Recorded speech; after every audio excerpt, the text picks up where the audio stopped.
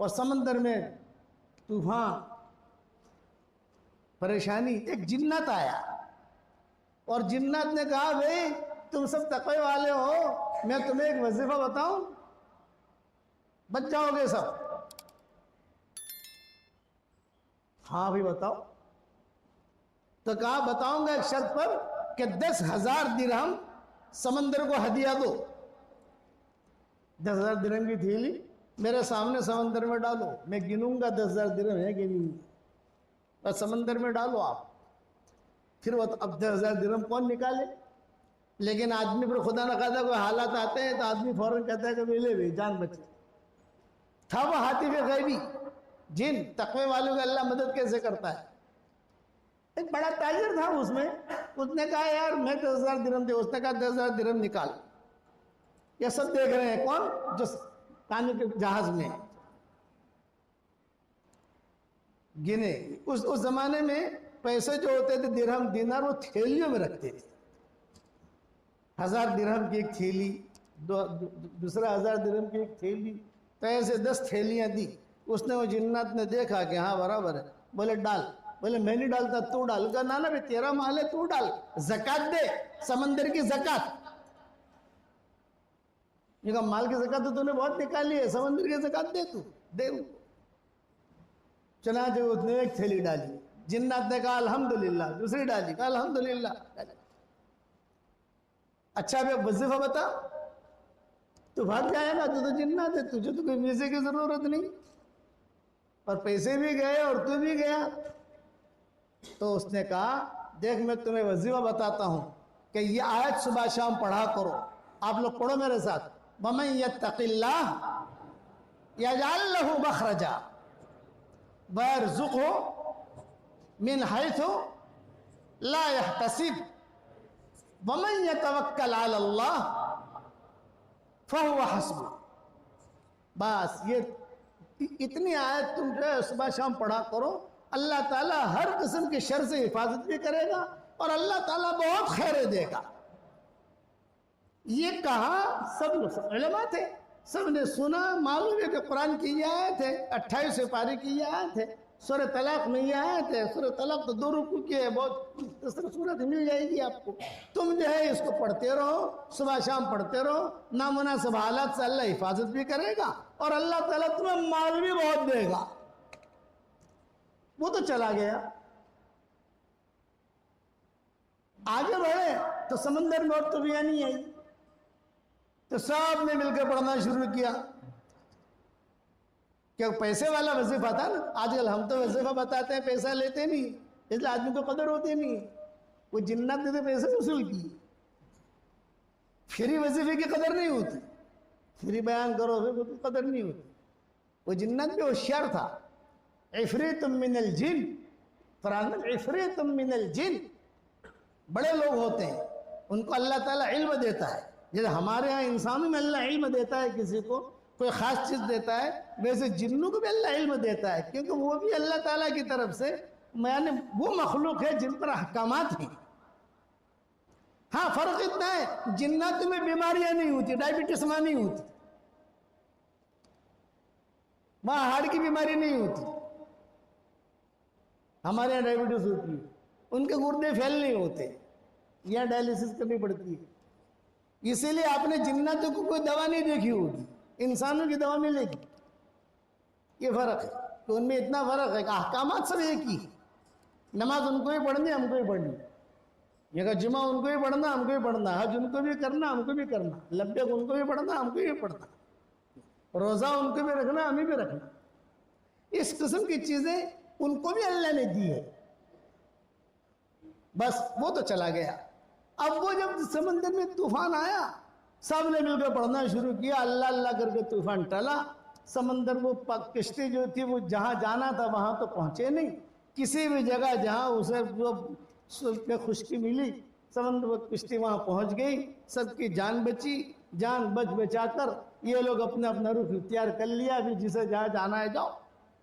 یہ 10,000 درہم والا تھا نا، یہ بڑا آدمی تھا، تاجر بھی تھا، دیندار بھی تھا. اس نے کہا بھی میں کہاں جاؤں، وہ سمندر کے کنارے کنارے کنارے جہاں پر کوئی چیز مجھے ملے گی تو وہاں میں چلا جاؤں گا. دیکھا ایک بنگلہ ہے بہت خوبصورت, روشنی بھی آ رہی ہے. وہ چلا گیا وہاں گیا تو وہاں ایک خوبصورت لڑکی نے کہا تم یہاں کیسے آ گئے؟ دیکھا آپا میں بہت پریشان ہوں, مرتے مرتے بچا ہوں, ہم کو ڈوبتے ڈوبتے بچا ہوں, صرف یہاں اس لیے آیا ہوں کہ آپ پانی پلا دو, کوئی پھل فروٹ دے دو, کوئی روٹی وغیرہ دے دو, سہارا دے دو. وہ دیکھا نہیں تو جا یہاں سے, مرے گا جا, یہ میرا نہیں ہے, یہ تو جنات کا بنگلہ ہے, خبیث جن کا ہے, یہ مجھے بصرہ سے اٹھا کر لایا ہے, اور وہ آئے گا تو تجھے فوراً قتل کرے گا, تو جلدی بھاگ یہاں سے. ارے آپا کچھ کھانا تو دے دو, میں چلا جاؤں گا, کچھ کھانا تو دو. ارے تو بات مت کر, بس اس کے آنے کی تیاری ہے, سالوں سے مجھے قید رکھا ہے یہاں پر, تو جلدی سے بھاگ یہاں سے. یہ باتیں ہو رہی ہیں, اتنے میں وہ خبیث جن آ گیا. دو جنتوں کا ایک قصہ ہے, ایک نے تو وظیفہ بتایا, سمجھ گئے نا, اور دوسرا اسے مارنے کے لیے آیا. بھئی تو کیسے آ گئے میرے گھر میں اور میری بیوی سے بات کر رہا ہے تو؟ بھئی دیکھیے میں تو پریشان حال ہوں, اور نہیں لا میں تلوار لا, میں اسے قتل کروں. تو وہ کہتا ہے, وہ جس نے 10,000 درہم دیے تو اس نے کہا میں نے یہی آیت صرف 4 مرتبہ پڑھی. کتنی مرتبہ بھائی؟ 4 مرتبہ. 4 مرتبہ پڑھتے ہی وہ جنات جل گیا, مر گیا. وہ لڑکی نے کہا الحمدللہ میری جان بھی بچی, تیری جان بھی بچی. لیکن گھر میں دیکھا تو ہیرے جواہرات سونا چاندی بہت بھرا ہوا. اب کیا کریں؟ لڑکی نے کہا کہ دیکھ بھائی میں بصرہ کی رہنے والی ہوں, یہ بہت مال ہے, تو بھی اٹھا میں بھی اٹھاتی ہوں, بس میری اتنا کام کر, میں شہزادی ہوں, تو مجھے بصرہ تک پہنچا دے, اور تجھے جو مال چاہیے وہ لے لے. تھیلے بھرے, دونوں نے اٹھائے, بنگلہ چھوڑا, وہ تو مر گیا. بنگلہ چھوڑ کر یہ سمندر کے کنارہ تھا نا, سمندر کنارے کنارے کنارے جا رہے تھے تو ایک کشتی آئی. وَمَنْ يَتَّقِ اللَّهَ يَجْعَلْ لَهُ مَخْرَجًا وَيَرْزُقْهُ مِنْ حَيْثُ لَا يَحْتَسِبُ وَمَنْ يَتَوَكَّلْ عَلَى اللَّهِ فَهُوَ حَسْبُهُ. یہ آیت یاد رکھنا. چنانچہ کشتی آئی, پھر کہاں جا رہے؟ بصرہ جا رہے ہیں. ارے بھی ہم کو ہی بصرہ جانا ہے, کتنے ٹکٹ؟ بھئی اتنے ٹکٹ. اچھا بھی چلو, بیٹھ گئے کشتی میں, بصرہ پہنچے. جب بصرہ پہنچے تو وہ لڑکی تو شہزادی تھی, بصرہ کی گلیاں, بصرہ کے محلات, بصرہ کے سب کچھ معلوم تھا. وہ چلتی چلتی سارا مال لے کر لوگوں نے دیکھا, ارے وہ شہزادی آئی ہے, ارے وہ شہزادی آئی ہے, ارے سب جانتے تھے قصہ, ارے شہزادی آئی ہے. فوراً جو ہے محل میں گئے, ماں باپ نے دیکھا کہ بیٹی بھی آئی, یہ بھی آیا, بہت. ارے بیٹی کیسے آئی؟ ابا دیکھو یہ معاملہ ہوا میرے ساتھ. اب وہ نوجوان تھا, وہ اچھا بھلا آدمی تھا, اس نے کہا اچھا میں اب جاتا ہوں کہیں پر بھی اپنا, نانا تم 2-3 دن رہو یہاں. 2-3 دن رکھا, اس کے لیے پیسے کا انتظام کیا. ماں باپ نے مشورہ کیا, بے ہماری بیٹی بھی جوان ہے, یہ بھی جوان ہے, مہینوں سے بیچارہ لے کر آیا, میلی آنکھوں سے دیکھا نہیں, چلو دونوں کا نکاح کرا دیتے ہیں. تو دونوں کا نکاح ہو گیا, اور وہ دونوں یہی وظیفہ پڑھتے رہے, اور ان کی اولاد میں بڑے بڑے اللہ والے پیدا ہوئے. جب ہی میرا بس وقت نہیں, بنو تفصیل میں سنا. بصرہ تو بڑی جگہ ہے نا, حسن بصری, رابعہ بصریہ, یہ سارے کے سارے وہی کہ ہیں کہ وہاں کا قصہ ہے. وَمَنْ يَتَّقِ اللَّهَ يَجْعَلْ لَهُ مَخْرَجًا وَيَرْزُقْهُ مِنْ حَيْثُ لَا يَحْتَسِبُ. آج ظہر کی نماز, جمعہ کی نماز کے بعد یہی آیت میں لکھ کر واٹس ایپ پر بھیجوں گا انشاءاللہ, اس کو آپ محفوظ کر لیجئے. اور یہ قصہ مختصر بیان کروں گا, یہ تو میں نے تفصیل سے بیان کیا ہے, مختصر سے 18 منٹ کا ہے جو میں بیان کروں گا, وہ بھی اپنے سن لینا, اپنے بیوی بچوں کو سنا لینا.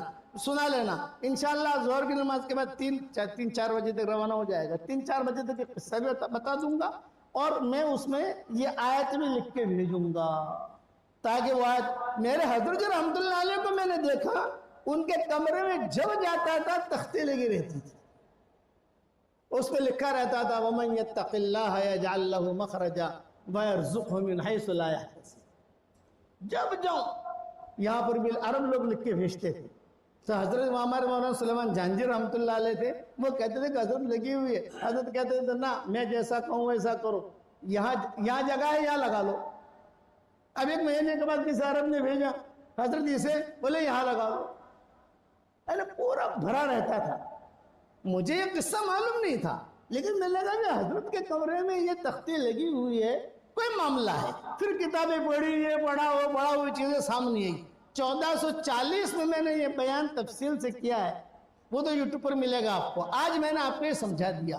تختی بھی بنا لو، تختی نہیں بنا سکتے تو کم سے کم میں آج بھیجوں گا انشاءاللہ واٹس ایپ پر سب کو آپ پہنچ ہی جاتا ہے، وہ دیکھ لو یوٹیوب پر بھی مل جائے گا آپ کو. اس لیے 3 کام کرنے ہیں. تقوی اختیار کرنا ہے، یہ آیت صبح شام ایک مرتبہ پڑھنی ہے انشاءاللہ، اور اس کو نکال کر اپنی جیب میں، بیوی کے جیب میں اسے پڑھنا ہے، اور اسے جو ہے اور جو ہے اپنے ساتھی کو تقسیم بھی کرو. قصہ تو سب کو بیان نہیں کر سکتے، گھر پر پہنچے گا آپ سن لینا. اللہ تعالی ہم سب کو تقوی اختیار کرنے کی توفیق عطا فرمائے، آمین.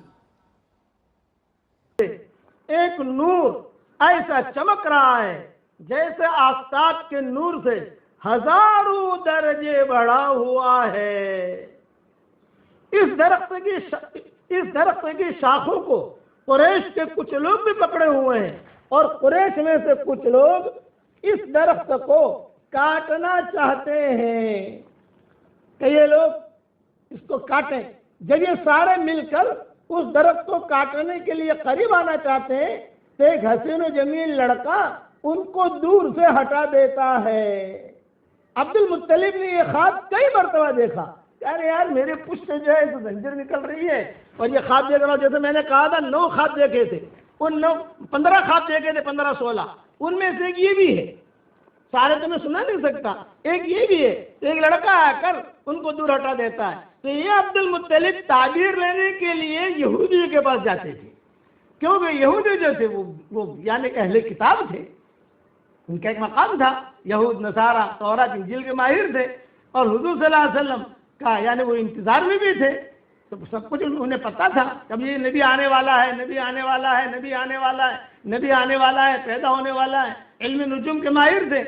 چنانچہ گئے تو ان کو خواب کی تعبیر بتائی گئی، تمہاری نسل میں ایک لڑکا، ایسا لڑکا پیدا ہوگا جس کا مشرق سے لے کر مغرب تک کے لوگ اتباع کریں گے، اور آسمان اور زمین کے لوگ اس کی حمد و توصیف کریں گے.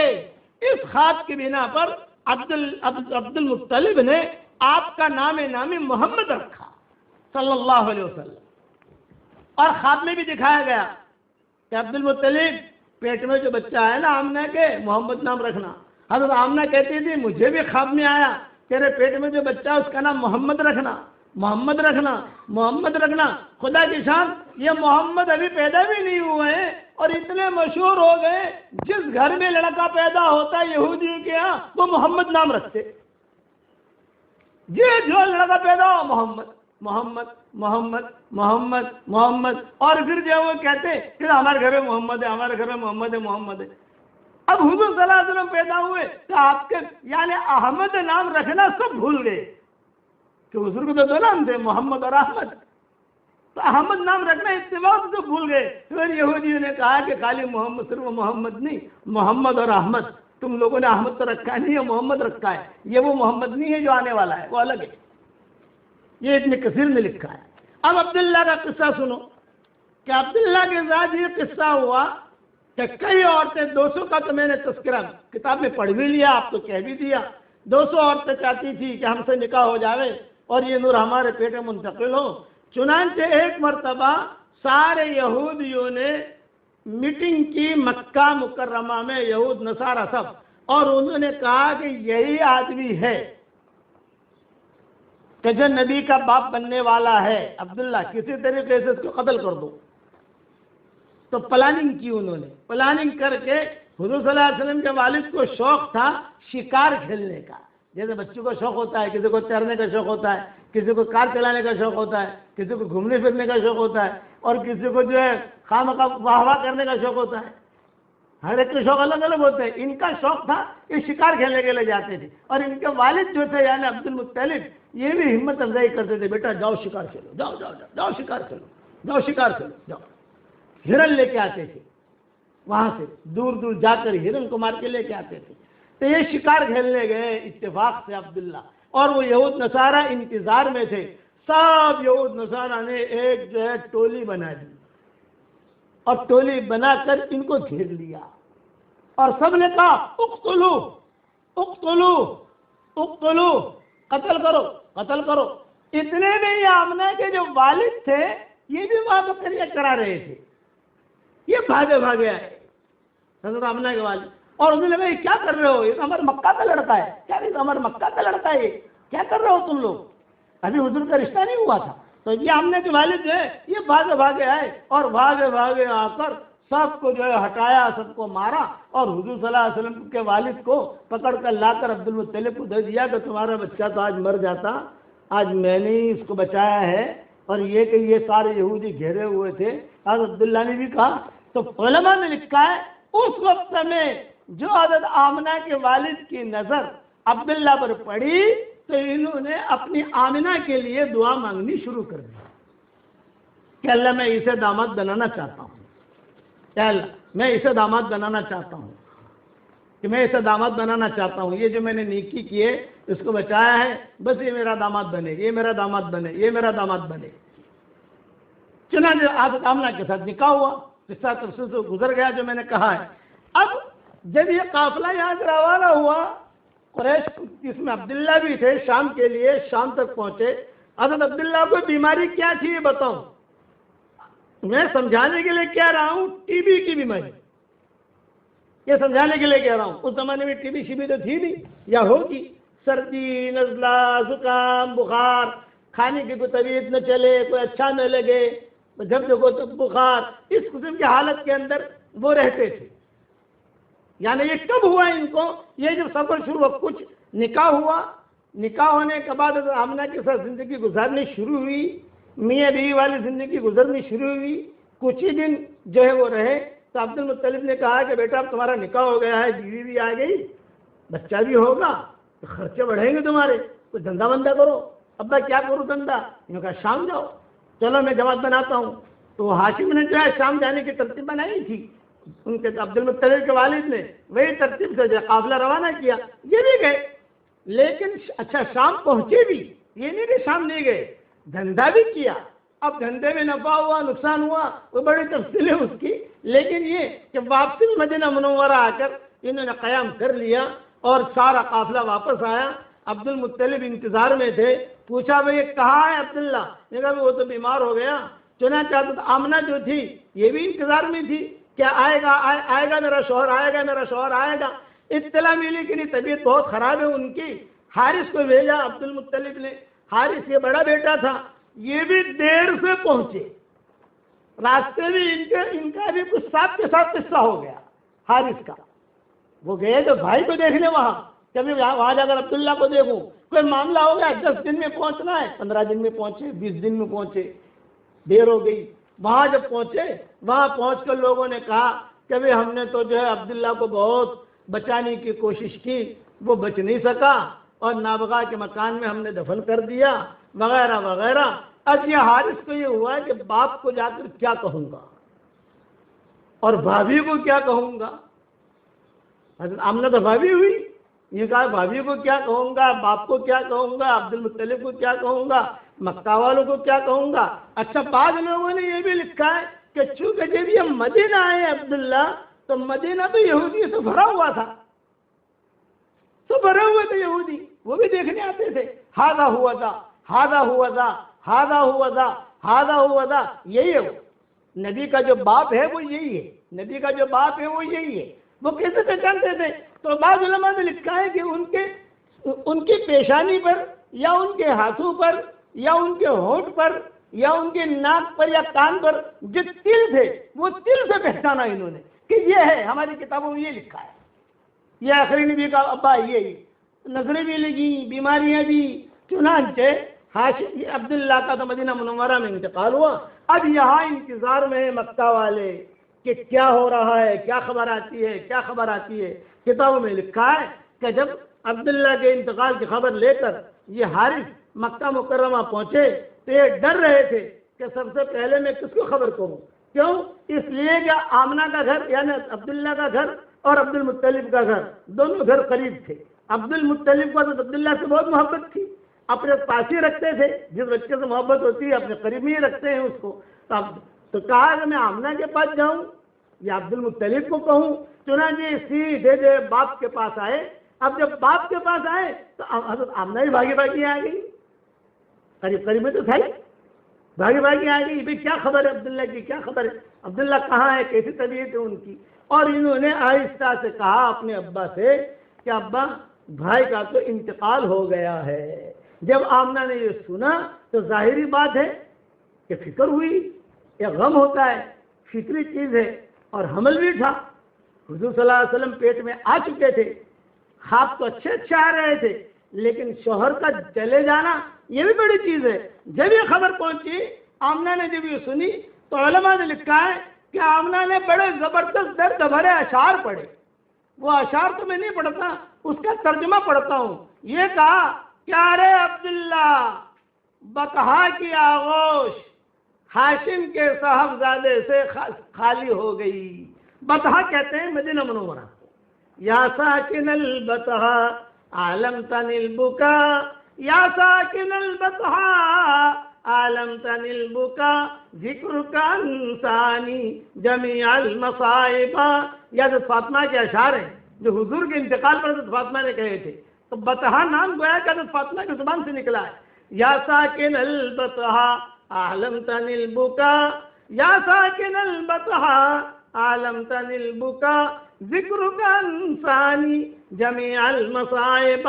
اور بطحا کے رہنے والے، رونا بھی آپ نے سکھایا ہے اور ہنسنا بھی آپ نے سکھایا ہے۔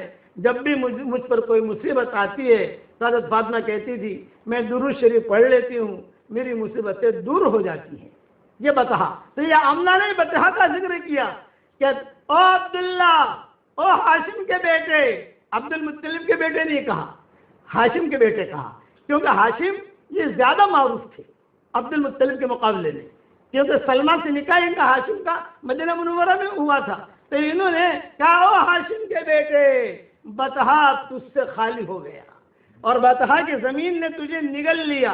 دوسرے اشعار میں یہ کہ مبارک ہے کہ بطحا کی زمین نے تجھے قبول کر لیا، بطحا نے تجھے اپنا لقمہ بنا لیا، بطحا کی زمین نے تجھے قبول کر لیا۔ آگے فرمایا کہ بہت اچھا آدمی تھا، میں دیکھ رہی ہوں کہ موت نے اسے پکار لگائی تو اس نے لبیک کہہ دیا، یہ نہیں کہا ابھی نہیں ابھی نہیں، جوان بیوی کو چھوڑ کر آیا ہوں اور حمل، چونکہ عبداللہ کو معلوم تھا کہ حمل ٹھہر گیا ہے، یہ عبداللہ کو معلوم تھا، وہ امنگوں کے ساتھ گئے تھے کہ حمل ٹھہر گیا ہے، بیوی بھی جوان ہے، خوبصورت ہے، بچہ بھی پیدا ہوگا، بچہ کو دیکھوں گا، حمل ٹھہرنے کی اطلاع ان کو تھی۔ اس پر یہ اشعار حضرت آمنہ نے پڑھے، یوں کہا کہ ابھی باپ کی تمنا ہوتی ہے بیٹے کو دیکھوں، بیوی کو دیکھوں، لیکن موت نے پکارا تو سب کو چھوڑ دیا اور موت کی بات پر لبیک کہہ دیا۔ اب موت نے لوگوں میں ابن ہاشم جیسا کوئی نہیں چھوڑا، ابن ہاشم کہا، ابن عبد المطلب نہیں کہا، ابن ہاشم جیسا، کہ موت نے ایسا انسان نہیں چھوڑا۔ اتنی حسرت ناک تھی وہ شام کا وقت۔ آمنہ نے پوچھا یا عبد المطلب نے پوچھا کتنے بجے انتقال ہوا تھا؟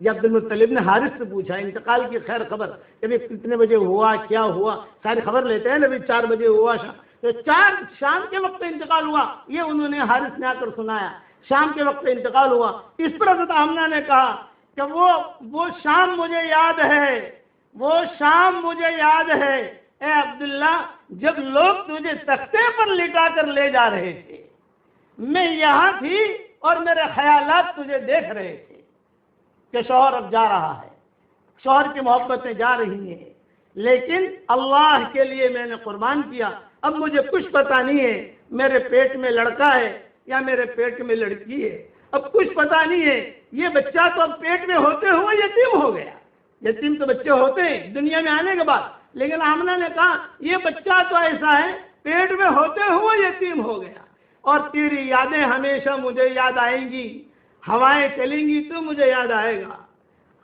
خوشبوئیں چلیں گی تو مجھے یاد آئے گا، یہاں تک کہ چاند کو دیکھوں گی تو مجھے یاد آئے گا۔ تجھ جیسا رحم دل، تجھ جیسا کریم، تجھ جیسا با اخلاق میں نے اب تک کسی کو نہیں دیکھا ہے، تجھ جیسا۔ تیرے بدن کی خوشبو اب تک میرے ناکوں میں میرے ناک محسوس کر رہے ہیں۔ روتی رہی، اشعار پڑھتی رہی۔ جب عبد المطلب سے رہا نہ گیا تو عبد المطلب نے ہاتھ پکڑا، عبد المطلب بھی روئے، اور عبد المطلب لے کر آمنہ کو اپنے گھر پر لائے، اور پھر گھر پر لا کر کہا یہ تو اللہ کے فیصلے ہیں، جو اللہ نے چاہا وہ ہوا، البتہ یہ کہ تم فکر نہ کرو، اور جو ترکے میں جو چیزیں تھیں میراث میں، جیسے 5 اونٹ ہیں، کچھ بکریاں ہیں، اور یہ ام ایمن تھی، کچھ کپڑے تھے، یہ دیے۔ حضرت آمنہ جو ہے وہ ان کو 2 فکر حضرت آمنہ کو، ایک تو شوہر چلا گیا، دوسرا یہ پیٹ میں بچہ ہے، اب پتہ نہیں لڑکا ہے کہ لڑکی ہے۔ لیکن حضرت آمنہ کہتی تھی کہ جس دن حمل ٹھہرا، صحبت سے فارغ ہوئے اور حمل ٹھہرا تو مجھے تو پتہ نہیں تھا، بھی کنواری لڑکیوں کو پتہ نہیں چلتا حمل ٹھہرا ہے۔ تو حضرت آمنہ کہتی تھی کہ جب حمل ٹھہرا تو مجھے کچھ پتہ نہیں، لیکن میں جاگتے سونے میں تھی، کسی آنے والے نے آ کر کہا آج تیرے پیٹ میں نبی آ گیا،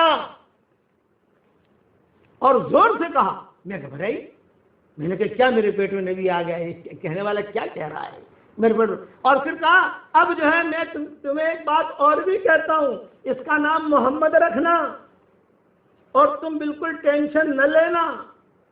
تو عبد المطلب جو تھے، کئی روایتوں میں ہے، کوئی حال آتا گھر کے اندر، جیسے گھر میں حالات آتے ہیں، تو عبد المطلب حضرت آمنہ کو لے کر بیت اللہ پر جاتے اور ایک جملہ کہتے، اے اللہ میری اس بہو کے پیٹ میں جو بچہ ہے اس کے طفیل سے دعا مانگتا ہوں، میری پریشانی دور کر، بس اتنا جملہ کہتے ہیں وہ پریشانی دور ہو جائے۔ تو عبد المطلب جو پورا نگاہ حضرت آمنہ پر تھی، برابر دھیان سے ان کو رکھنا، دھیان سے دیکھنا، ان کی خبرگیری کرنا وغیرہ وغیرہ۔ چچا اور بھی تھے، لیکن عبد المطلب کا معاملہ جو ہے بہت ہی الگ۔ چنانچہ حضرت آمنہ کہتی ہے کہ عبد المطلب کہیں پر بھی جاتے تو مجھے ضرور لے جاتے، بیٹا چلو آج جنگل میں جائیں گے۔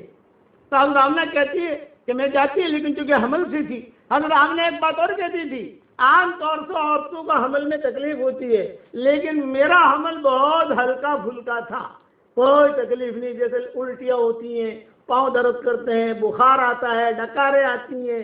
آپ نے کہتے ہیں مجھے کبھی الٹی نہیں ہوئی، کبھی بخار نہیں آیا، بالکل ہلکا پھلکا۔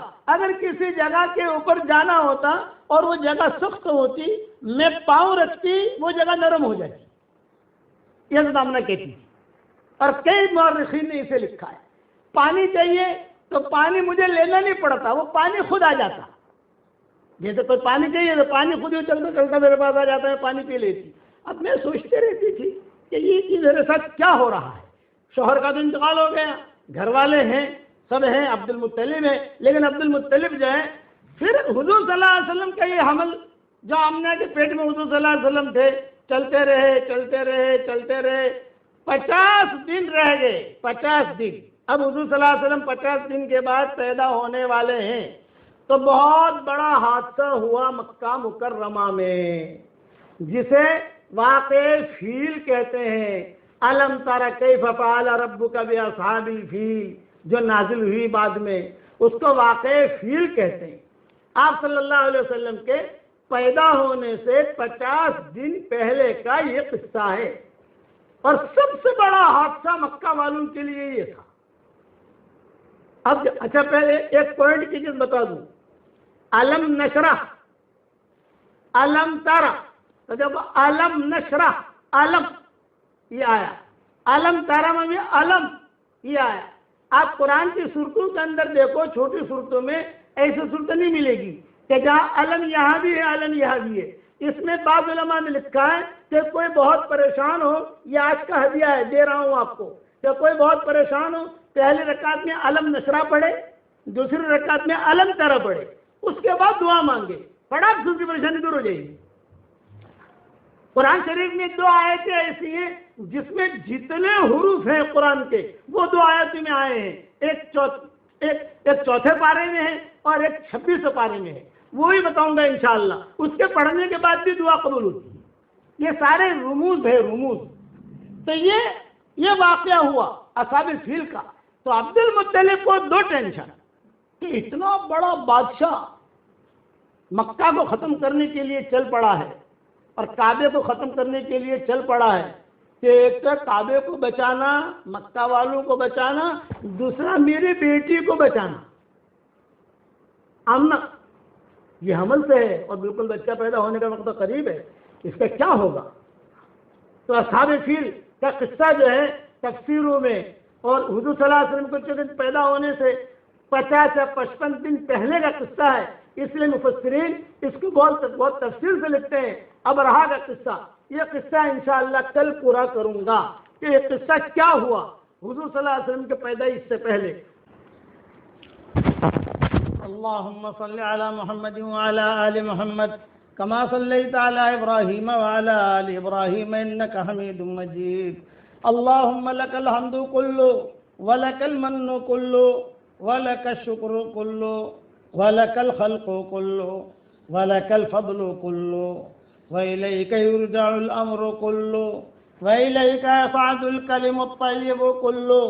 اللهم لك الحمد بالإسلام، لك الحمد بالإيمان، لك الحمد بالقرآن، لك الحمد حتى ترضى، لك الحمد إذا رضيت، لك الحمد بعد الرضا.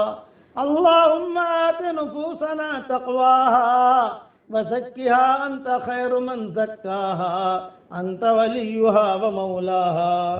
لا إله إلا الله، لا إله إلا الله أعلى من كل شيء، لا إله إلا الله أغلى من كل شيء، لا إله إلا الله أطيب من كل شيء، لا إله إلا الله أزهر من كل شيء، لا إله إلا الله أكبر من كل شيء، لا إله إلا الله ليس قبله شيء، لا إله إلا الله ليس بعده شيء، لا إله إلا الله ليس فوقه شيء، لا إله إلا الله ليس دونه شيء، لا إله إلا الله ليس معه شيء، لا إله إلا الله، لا إله إلا الله ليس كمثله شيء، لا إله إلا الله قبل كل شيء، لا إله إلا الله بعد كل شيء، لا إله إلا الله زنة كل شيء، لا إله إلا الله سعة كل شيء، لا إله إلا الله المحيط بكل شيء، لا إله إلا الله الباقي بعد فناء كل شيء، لا إله إلا الله في قلوبنا، لا إله إلا الله في قبورنا، لا إله إلا الله في أسماعنا، لا إله إلا الله في أبصارنا، لا إله إلا الله في موتنا، لا إله إلا الله في حشرنا، لا إله إلا الله في نشرنا، لا إله إلا الله حمايتنا، لا إله إلا الله وقايتنا، لا إله إلا الله دواؤنا، لا إله إلا الله شفاؤنا، لا إله إلا الله تفريج لكروبنا، لا إله إلا الله تكفير لذنوبنا، لا إله إلا الله خالق العدم والوجود والزمان، لا إله إلا الله المعبود بالجنان واللسان والأركان، لا إله إلا الله المسبح بحمده كل لسان، لا إله إلا الله الحنان المنان ذو الجلال والإكرام، لا إله إلا الله حقا حقا، لا إله إلا الله إسلاما وتسليما ورقا، لا إله إلا الله يقينا وصدقا، لا الہ الا اللہ فی الارض والسماوات، لا الہ الا اللہ فی النوم والیقظات، لا الہ الا اللہ فی المحیا والممات، لا الہ الا اللہ فی السحب والسکرات، لا الہ الا اللہ فی العمد والہفا